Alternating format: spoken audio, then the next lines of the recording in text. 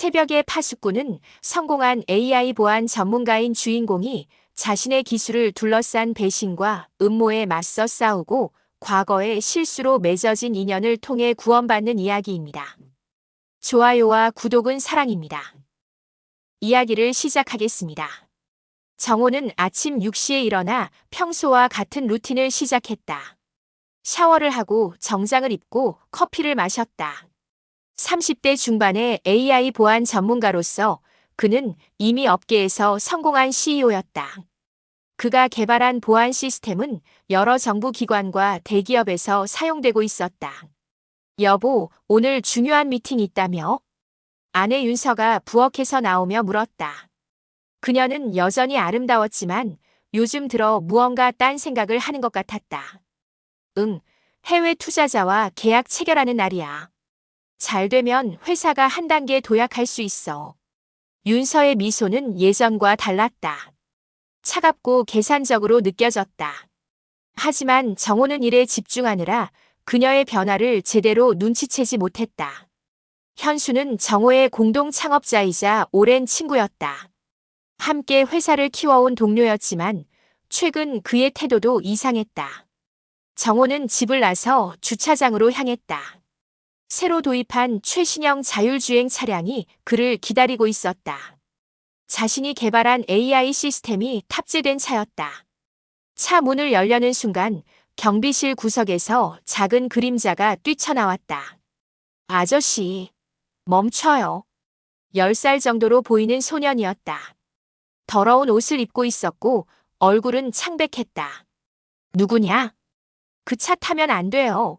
시스템이 조작됐어요. 정호는 황당했다.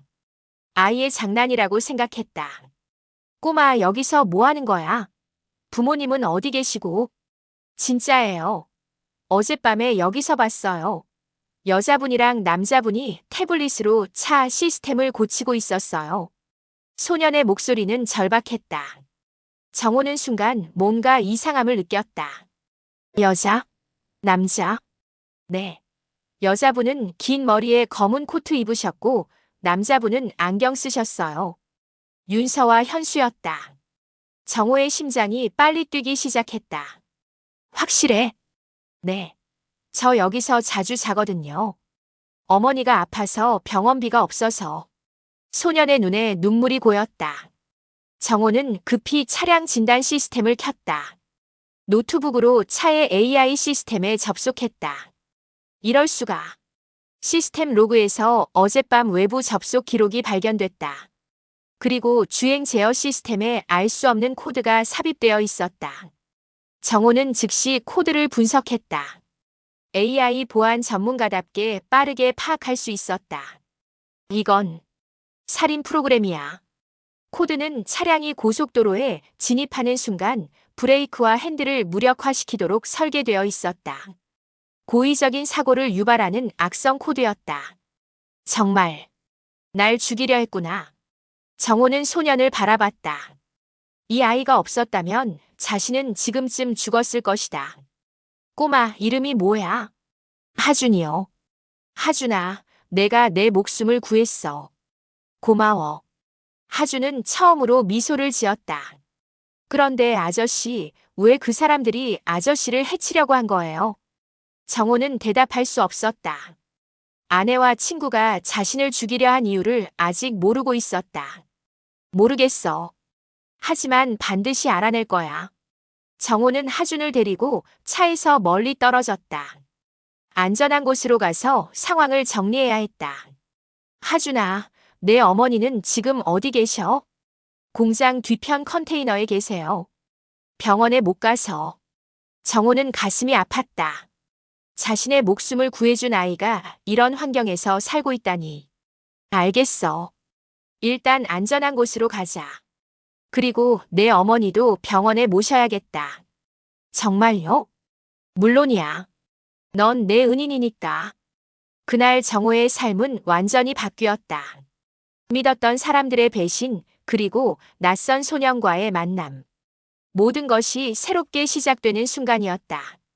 정호는 하준을 데리고 안전한 카페로 향했다. 소녀는 배가 고픈 듯 빵을 허겁지겁 먹었다. 천천히 먹어.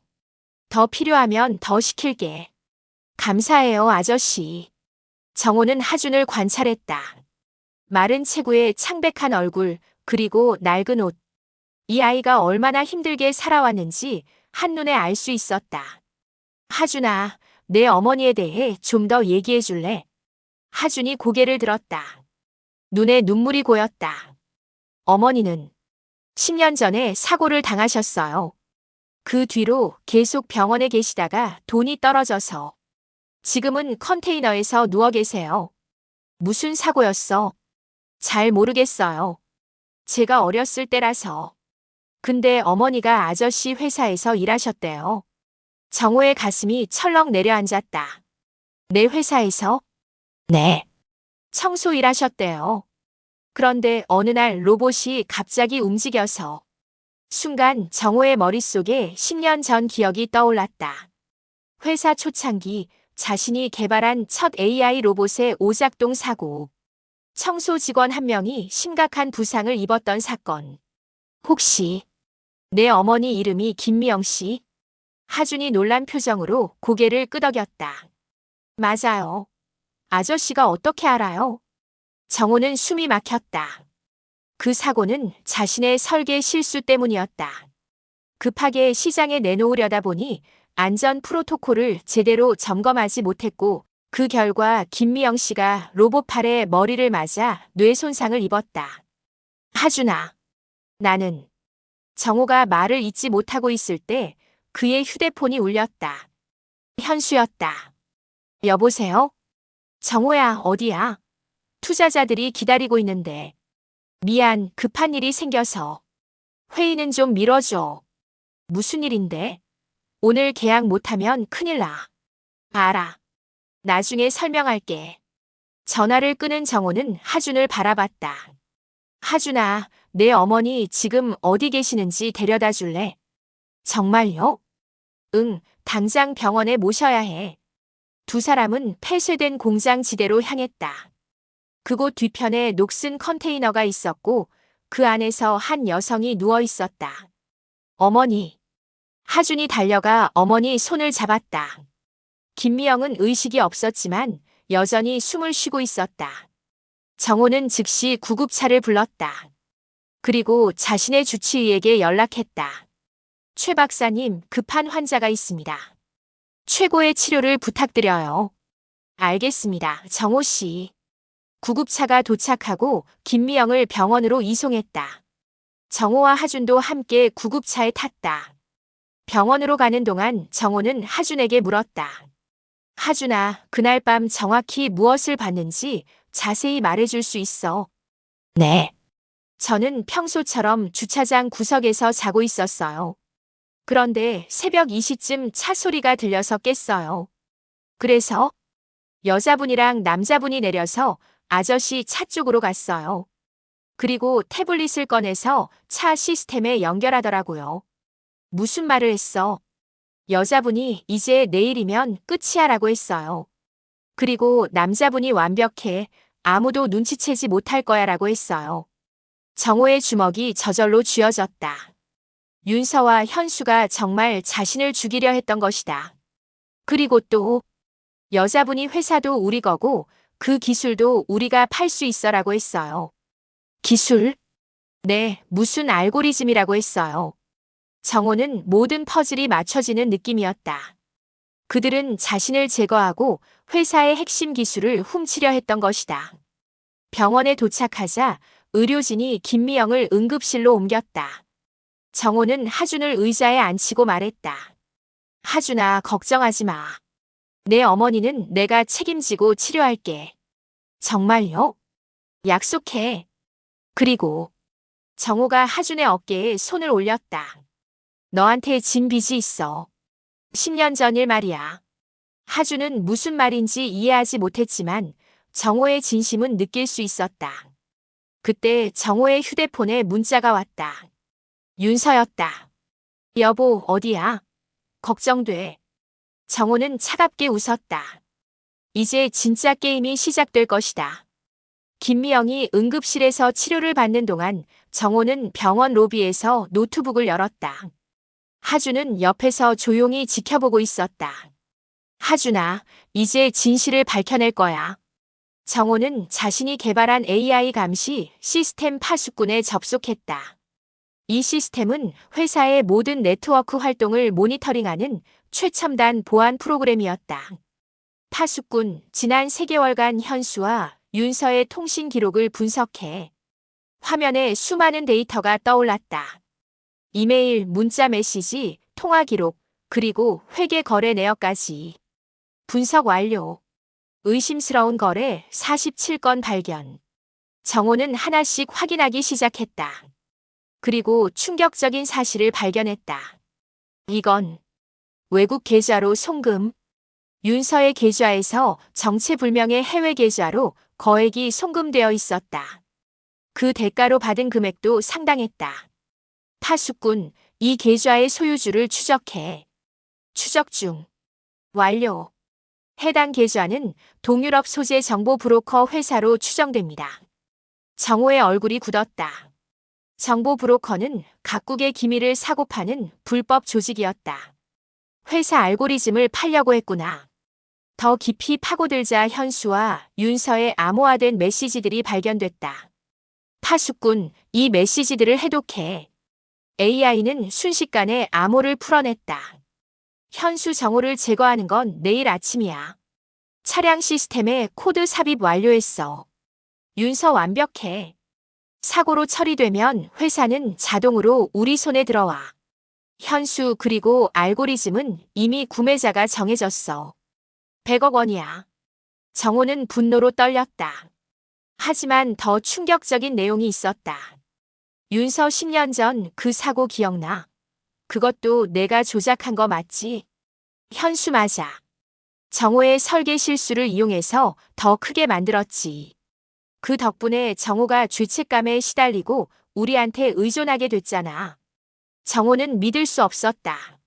10년 전 사고가 단순한 실수가 아니라 현수의 고의적인 조작이었다니. 그 사고로 김미영 씨가. 하준이 옆에서 물었다. 아저씨, 무슨 내용이에요? 하준아, 내 어머니 사고는 내 잘못만이 아니었어. 누군가 고의로 더 악화시켰어. 분석 결과 사고 당일 외부에서 로봇 제어 시스템에 접속한 기록이 있습니다. IP 주소는 현수의 개인 컴퓨터입니다. 파수꾼, 이 모든 증거를 안전하게 백업해. 그리고 경찰과 국정원에 자동 전송되도록 설정해. 명령 수행 중. 정호는 다음 단계를 계획했다. 단순히 경찰에 신고하는 것만으로는 부족했다. 현수와 윤서가 해외로 도주할 가능성이 있었다. 파수꾼 윤서와 현수의 현재 위치를 추적해. 추적 완료. 두 사람 모두 인천공항 근처에 있습니다. 항공권 예약 기록 확인됨. 오늘 밤 11시 두바이행 비행기 탑승 예정. 역시 도망치려는 거야. 정호는 즉시 계획을 세웠다. 그들이 공항을 떠나기 전에 모든 것을 끝내야 했다. 하준아, 잠깐만 기다려. 아저씨가 중요한 일 해야 해. 정호는 국정원 사이버 안보팀에 직접 연락했다. 그는 정부 프로젝트를 여러 번 수행한 경력 덕분에 직통 라인이 있었다. 김 팀장님, 정호입니다. 긴급 상황입니다. 무슨 일이신가요? 국가 기밀 유출 시도를 발견했습니다. 지금 증거 파일을 전송하겠습니다. 정호는 모든 증거를 전송했다. 통신 기록, 계좌 거래, 그리고 알고리즘 판매 계획까지. 이건 심각한 사안이네요. 즉시 조치하겠습니다. 범인들이 오늘 밤 출국 예정입니다. 인천공항에서 체포해 주세요. 알겠습니다. 감사합니다, 정호 씨. 전화를 끄는 정호는 안도의 한숨을 쉬었다. 이제 복수가 시작될 것이다. 하준이 정호를 올려다봤다. 아저씨, 다 끝난 거예요? 아니, 이제 시작이야. 하지만 걱정 마. 나쁜 사람들은 곧 벌을 받을 거야. 정호는 하준의 머리를 쓰다듬으며 창밖을 바라봤다. 해가 지고 있었다. 긴 하루였지만 진실은 결국 밝혀졌다. 저녁 8시 정호는 병원 주차장에서 국정원 김 팀장과 만났다. 하주는 병실에서 어머니 곁을 지키고 있었다. 정호 씨가 보내주신 자료들 확인했습니다. 이건 단순한 사건이 아니네요. 알고 있습니다. 국가 안보와 직결된 문제죠. 김 팀장은 태블릿을 꺼내 보여줬다. 윤서와 현수가 판매하려던 알고리즘, 이게 군사용 AI 시스템에 적용되는 기술 맞습니까? 맞습니다. 이 기술이 적국 손에 들어가면 우리나라 보안망이 무력화될 수 있어요. 심각하네요. 공항보안팀과 협조해서 오늘 밤 체포 작전을 펼치겠습니다. 정호가 고개를 끄덕였다. 한 가지 부탁이 있습니다.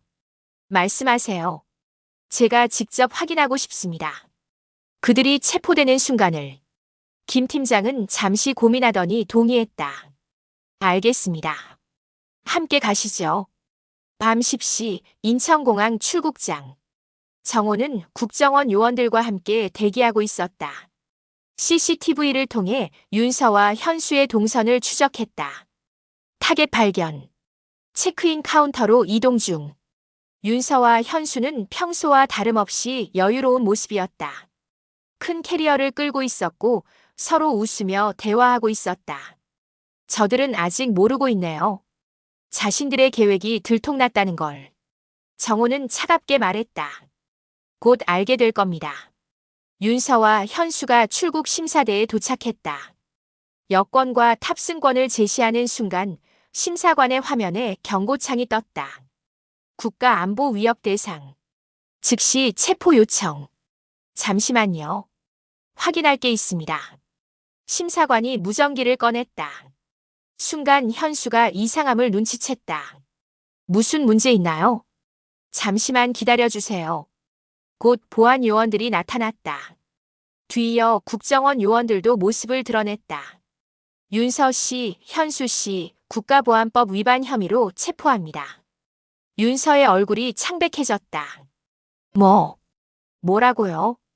조용히 협조해 주시기 바랍니다.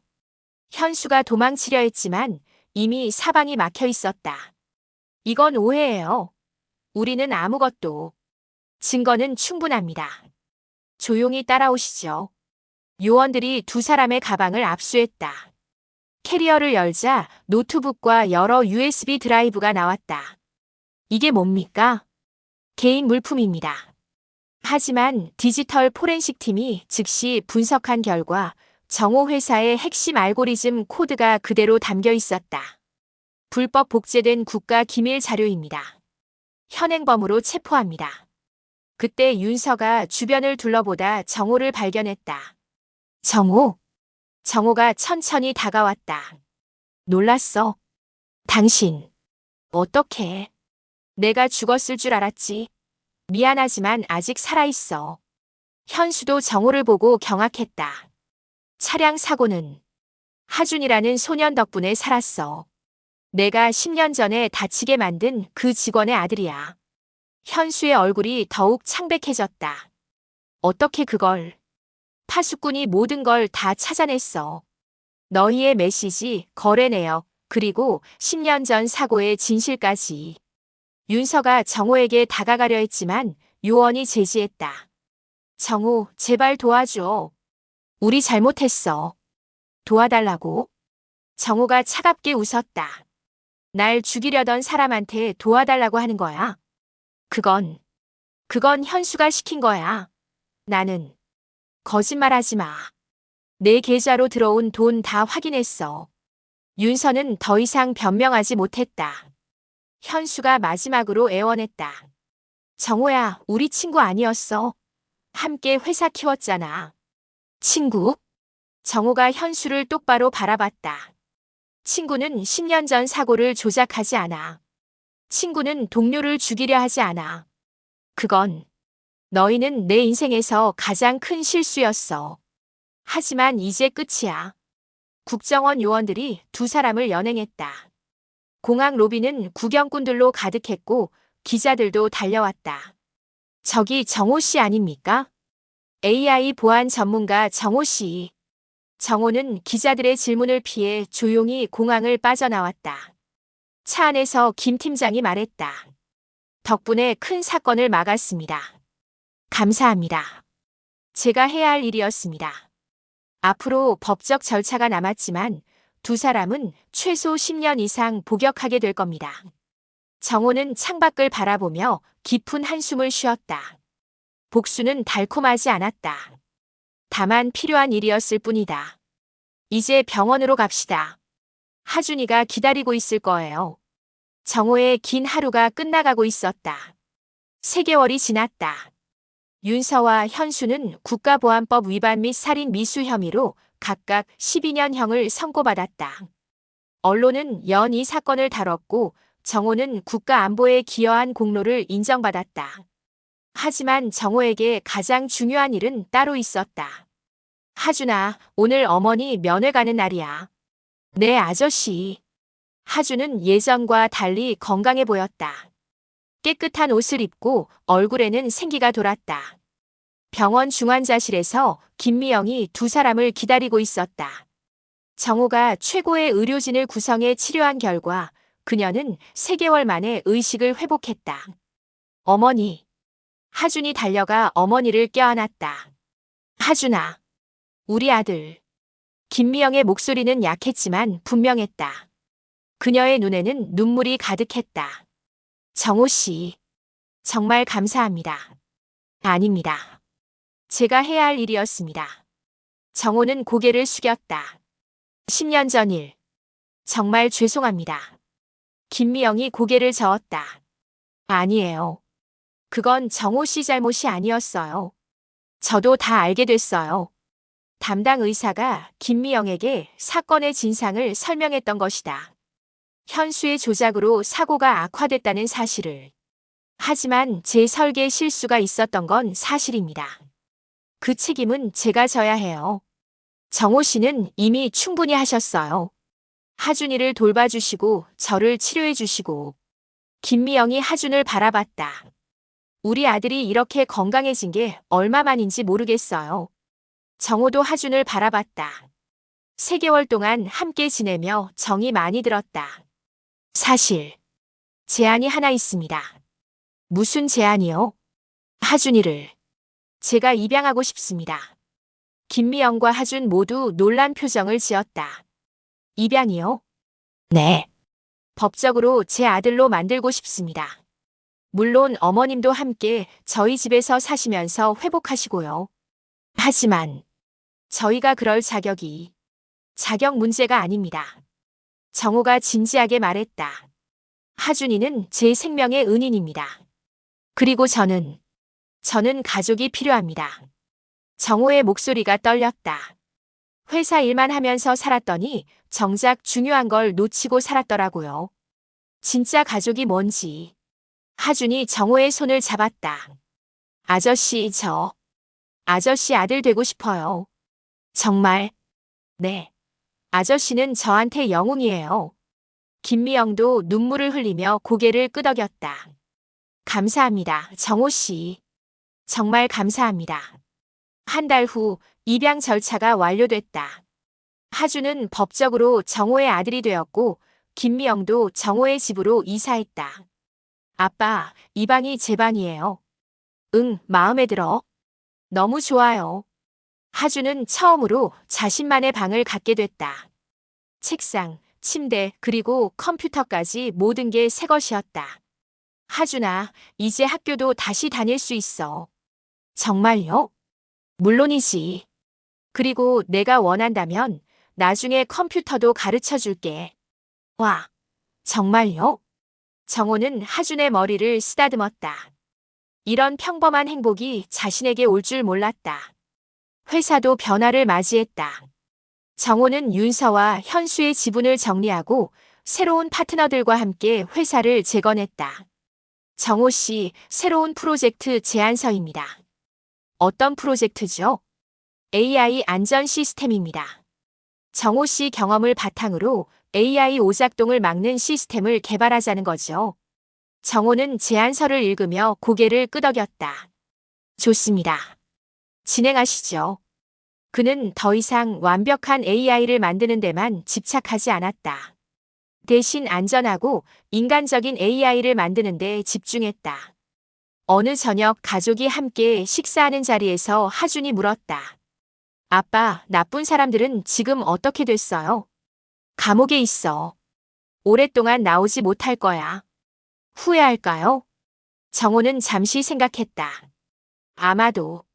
하지만 그건 그들이 해결해야 할 문제야. 아빠는 후회 안 해요? 뭘?